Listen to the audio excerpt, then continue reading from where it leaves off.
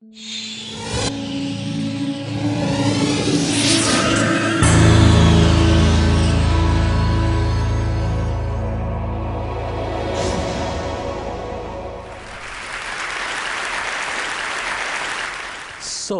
what does the happiest man in the world look like?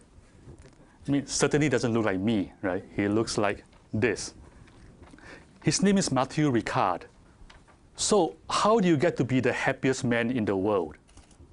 Well, it turns out there is a way to measure happiness in the brain.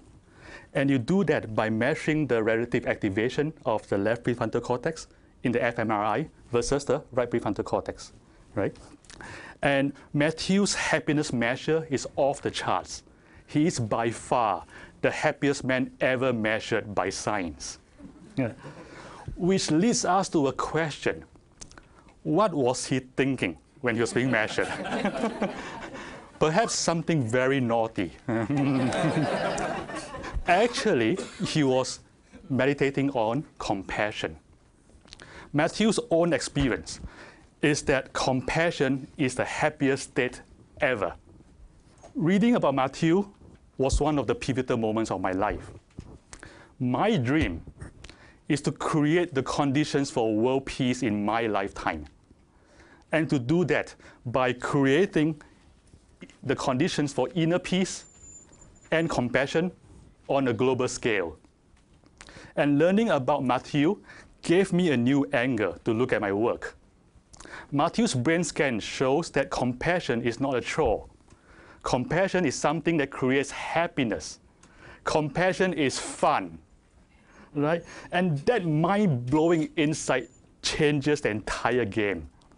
Because if compassion was a chore, like, nobody's going to do it, except maybe the Dalai Lama, or something, right? But if compassion was fun, everybody's going to do it, right? Therefore, to create the conditions for global compassion, all we have to do is to reframe compassion as something that is fun. But fun is not enough. What if compassion is also profitable? Right? What if compassion is also good for business? Then every boss, every manager in the world will want to have compassion. Right, like this. That would create the conditions for world peace. So I started paying attention to what compassion looks like in a business setting. Fortunately, I didn't have to look very far, because what I was looking for was right in front of my eyes, right in Google, my company. I know there are other compassionate companies in the world, but Google is sort of the place I'm familiar with because I've been there for 10 years. So I'll use Google as the case study. Google is a company born of idealism. It's a company that thrives on idealism. And maybe because of that, compassion is organic and widespread company-wide. In Google, expressions of corporate compassion almost always follow the same pattern. It's sort of a funny pattern. It starts with a small group of Googlers taking the initiative to do something. And they don't usually ask for permission. They just go ahead and do it. And then other Googlers join in. And it just gets bigger and bigger. And sometimes it gets big enough to become official. So, in other words, it almost always starts from bottom up. And let me give you some examples. The first example is the largest annual community event where Googlers from around the world donate their labor to their local communities was initiated and organized by 3 employees before it became official, because it just became too big. Another example, 3 Googlers, a chef, an engineer, and most funny, a massage therapist. 3 of them, they learned about a region in India where 200,000 people live without a single medical facility. So what do? They just go ahead and started a fundraiser. And they raised enough money to build this hospital, the first hospital of its kind for 200,000 people.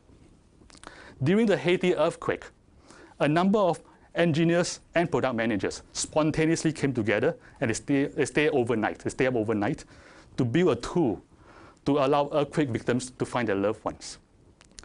And expressions of compassion is also found in our international offices.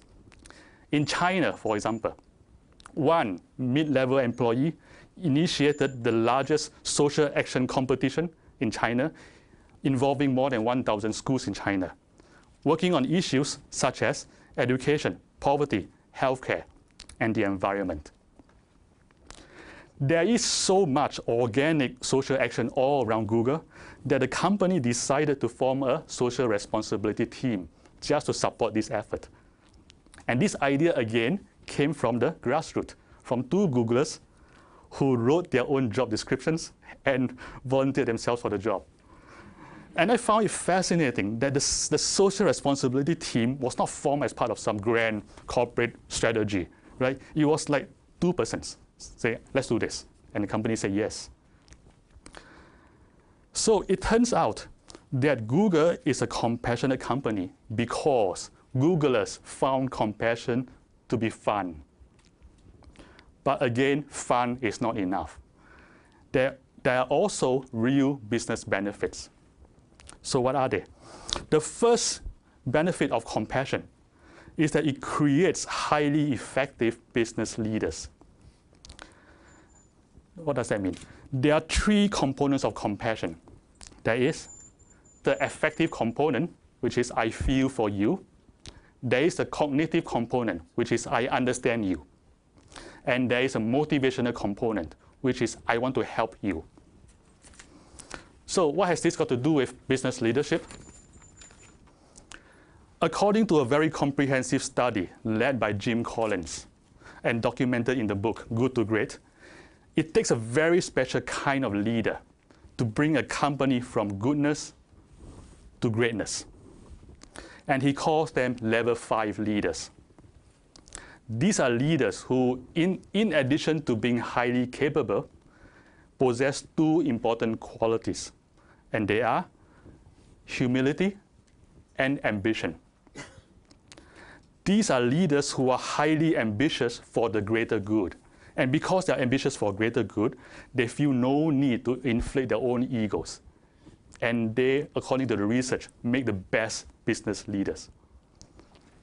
And if you look at these qualities in the context of compassion, we find that the cognitive and affective components of compassion, understanding people and empathizing with people, inhibits, tones down what I call the excessive self-obsession that's in us, therefore creating the conditions for humility. The motivational component of compassion creates ambition for greater good. In other words, compassion is the way to grow level 5 leaders. And this is its first compelling business benefit. The second compelling benefit of compassion is that it creates an inspiring workforce. Employees mutually inspire each other towards greater good. It creates a vibrant, energetic community where people admire and respect each other.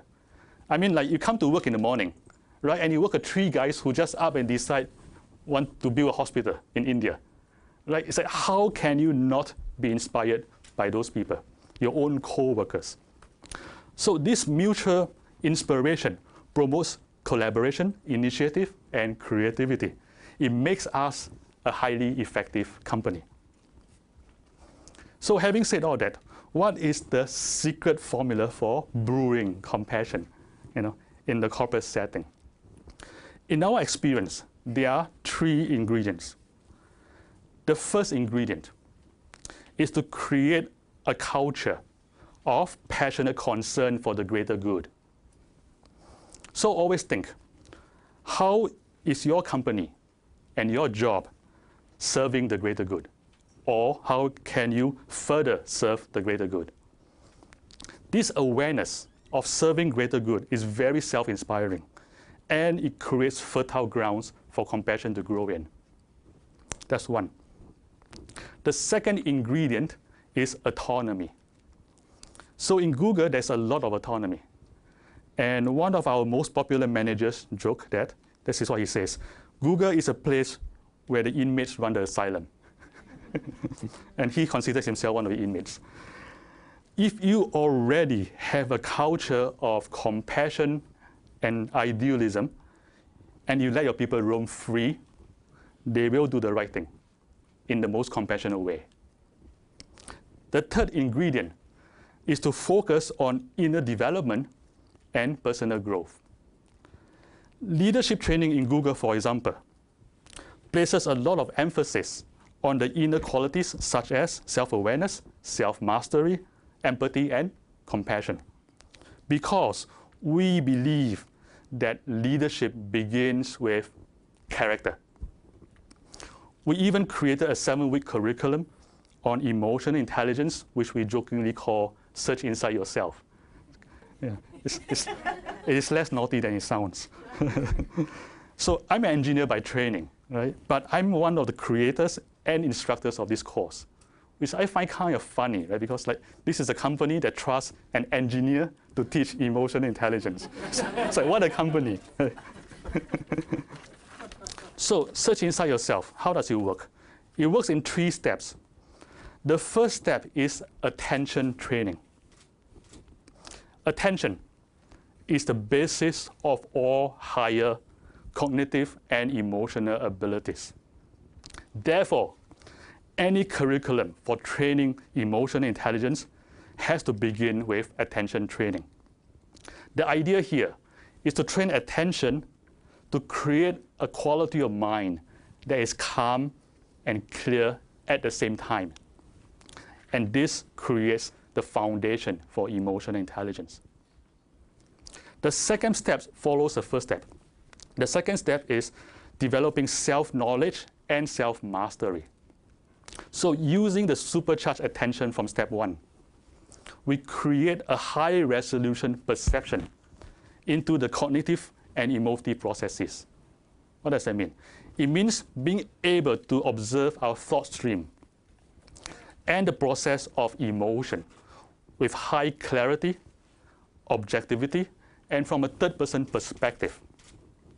And once you can do that, you create the kind of self-knowledge that enables self-mastery. The third step, following the second step, is to create new mental habits.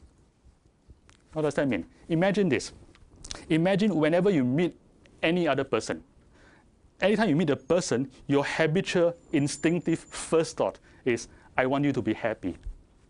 I want you to be happy. Imagine you can do that. Having this habit, this mental habit, changes everything at work. Because this goodwill is unconsciously picked up by other people.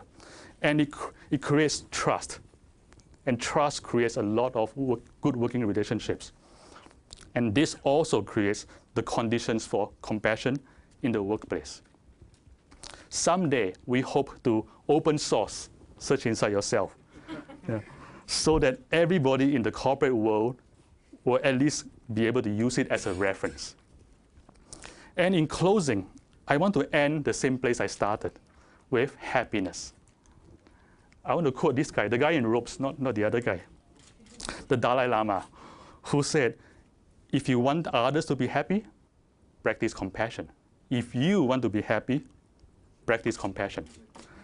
I found this to be true both on the individual level and at the corporate level. And I hope that compassion will be both fun and profitable for you too. Thank you.